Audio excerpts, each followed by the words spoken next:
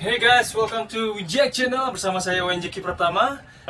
Ini adalah Mr. Gray. How's it going? And yeah, how are you? Excellent. Mr. Gray adalah salah satu owner di kapal yang akan memberikan tour nanti.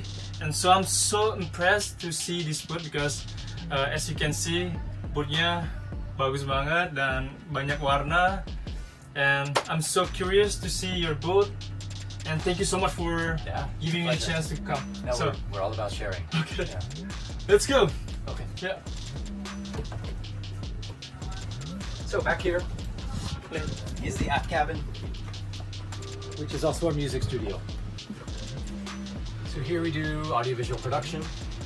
Have another little desk for writing. Of course, on a boat, you can't just have a space for one thing. You have to make use of space in a million ways. So this is also bedroom. Yeah. Bathroom, library. Here we work, and it's a good general space. Like in a lot of boats, you don't have a big space to work on multimedia, things like that. Much smaller than a home studio, but it does the job. Okay. And here's the strange thing: in home studios, you always want to break up the squares and the right angles because sound reflects in right angles, and it creates problems. So on a boat, you don't have that problem.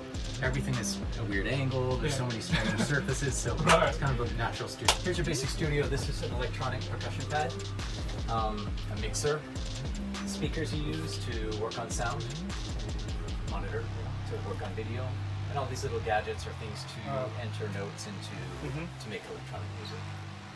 And the most basic way to explain it, without getting too geeky about all these gadgets and stuff, but there are ways to compose electronic music, to put the beats and the notes into the computer, basically. Wow. Digunakan untuk what festival, right?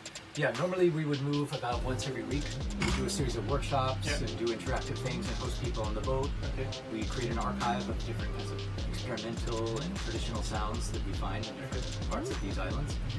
And so we have a studio to record that. We can do very small format concerts here on the deck. And then we end the time in a port with a big, large-scale performance using the whole ship as a stage, and people are gathered on the shore, on the dock.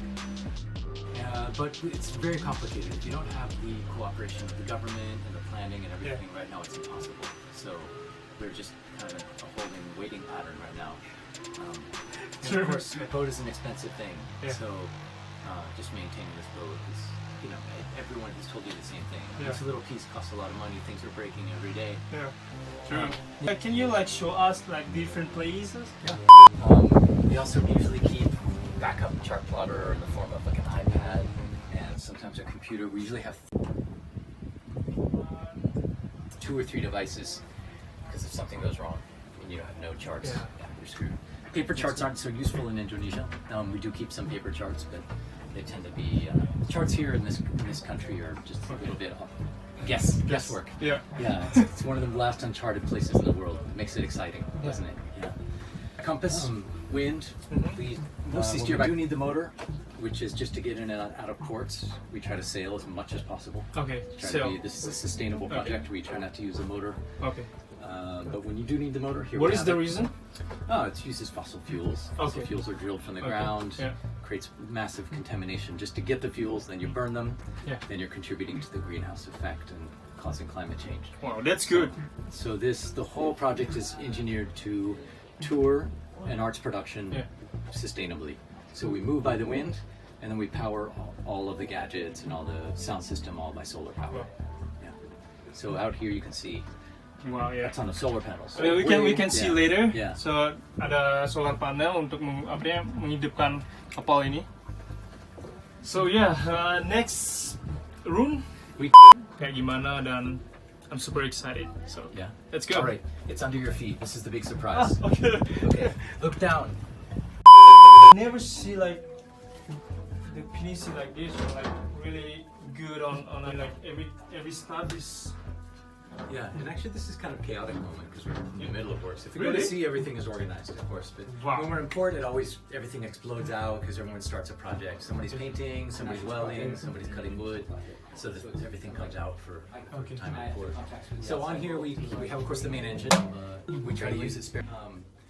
Then behind here, this is our workshop. The tools. Yeah, we carry every kind of spare part known to the human race for this kind of a boat. because we have spent months at sea without any contact with ports, and so we need to make sure we have every possible thing, sometimes 3 of everything. So we have every kind of tool we need. We have a welding machine, all the woodworking machines and saws and sanders and grinders and all that stuff. And then we have all the bolts and nuts and screws and, to keep it pretty organized. It's also hard But to it's find. really organized, you know, like, whew, super cool. It's a lot of stuff. I think a lot of the PDC fleet here, they rely on Tukang, so they show up, and the Tukang has all the supplies, they have everything they need, and they come on and they fix things. They're kind of like the pit stop, right? Yeah. And for us, Yeah, we have I mean, a like, pit stop. how you work there? Like, did you bring any volunteer, or how this boat organized? Yeah, usually we have a crew of like 6 to 9 people, and 9 everybody's people. volunteer. Okay. So you have to kind of curate that team to have the necessary skills to keep this thing afloat. So you have the kind of artistic team and the ship team, and there's a lot of overlap. For instance, the main ship technician, she's also the stage manager for the performance. So the captain also is a musician. Okay. Like each person has kind of dual roles. Like the bosun kind of deck person, she's also involved in the performance and the rigging and the lights. She's a lighting engineer. So people have to wear a lot of hats. You say in English. Yeah. And But then is it there's like, where are the most of them? we try to keep half international people, half Indonesian people. Okay. So it's a balance of an international project and an Indonesian project. So it's kind of like I have the contacts with the outside world to a large degree, and Nova within the archipelago. Yeah. So that's how we run things to keep a balance. So people are learning from each other, so people are mixing languages. And so it doesn't turn into a foreign project in Indonesia, but it also keeps this element of international people coming through who bring fresh ideas and who bring supplies and things from abroad. So, gadgets. Over here we have the water maker. It's probably the thing we're most proud of. This is something we added, and it takes seawater and it makes drinking water. We don't do this here in Sonangan Harbor just because here there's a lot of boats. And water comes from the river, you know, so it's not, you know, considering it's not actually very dirty, it's quite a clean bay, but it's still a bay full of boats and river water. So we wait, at sea we'd make water. But how many minutes until, I mean, from the seawater to get like fresh water that you can drink? This makes 30 liters an hour. Yeah, so if you run it 10 hours, you have 300 liters. That might not seem like very much if you were using that water in the land. That's not very much, but we're super careful with water. Okay. And we wash our dishes with seawater, latrine water, and use that for most of the cleaning. Yeah. So that's that. Here we have a heater we don't use. We got this in Netherlands, they need heat. Here you don't need it. Here we have the generator. We almost never use it. We just run it once a month to make sure it's working. And if you need to weld, you turn it on. And if we need to top up the batteries because it was cloudy for a number of days or something like that. But once again, uses fossil fuels. It's just there for emergencies. Really helpful.